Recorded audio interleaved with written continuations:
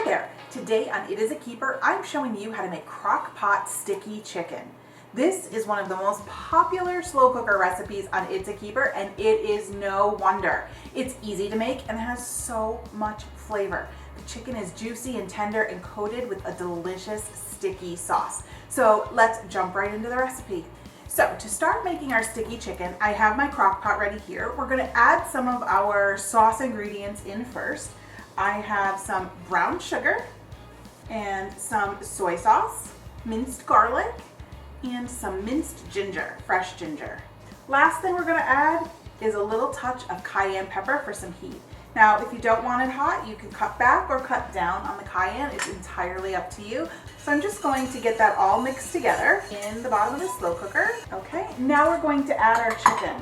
And when using chicken breast in a slow cooker, I like to use the big fat guys because I feel like they can withstand the longer cooking time better. So you want that extra meat. So here I have 4 pretty thick chicken breasts, and I'm just going to put them in and give them a coat in the sauce. So flipping them over so that both sides get coated nicely in the sauce. And you just really want them in a single layer in the bottom. So just however they fit in there. Okay, now that our chicken is all set in the slow cooker, we're just gonna put the lid on. We're gonna set it to low for about 4 to 6 hours or until the internal temperature of the chicken reaches 165 degrees. Okay, so next step is we're going to make our sticky glaze to go on top of the chicken. And what's great about this glaze is you can make it ahead of time. So if you want to get it ready before you have to run out for the day, you can do that so when dinner rolls around, you're ready to go. So it's going to start with some brown sugar. I have a little bit of brown sugar here in the bowl. We're going to put that in, and that's what's going to get the sticky part of our sticky chicken. I also have just some plain old water. And the last thing we're going to add in is some tomato paste. The tomato paste adds a nice little bit of sweetness to the brown sugar, plus it also adds a little bit of richness from the tomato flavor. So I'm just going to whisk this all together until it is fully combined. Okay, so this looks about right. We have a nice little glaze here together. We're going to set this aside and we're going to get our chicken out of the slow cooker. Okay, so I took our chicken out of the slow cooker and I put it on a foil-lined rimmed baking sheet. And because this is a sticky chicken, I like to line it with foil so cleanup is easier and it doesn't make my pan all sticky and hard to clean. So I have the chicken just laying out on the baking sheet, and I'm going to take our glaze and just brush it on top. You want to make sure everything gets coated.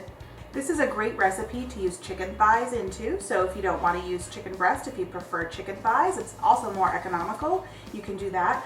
It just might fall off the bone when you take it off, so you just have to keep that in mind because it will get really tender. So I'm just putting on a really thick coating of this glaze because we want that to caramelize. We want every little bit of that chicken, the sides and everything, to get a good coating. One final step, we are going to pop this under the broiler for a few minutes and really let that sugar and tomato sauce just really caramelize and get nice and sticky and gooey.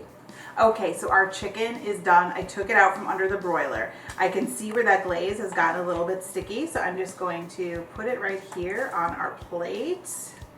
Okay, so you can, once you have this done, you can brush a little more glaze on there if you wanted just a little bit more sweetness added into that. I'm just going to put a little on there. It looks pretty when you plate it like this. I can smell the soy sauce and the garlic and that ginger. Oh, it smells so good. So the last thing I'm going to do for just a little bit of color is I'm going to add some sliced green onions on top, and dinner is served. Thanks for watching. You can get the full instructions in the video description below. Make sure you follow, like, and subscribe so you don't miss a single thing.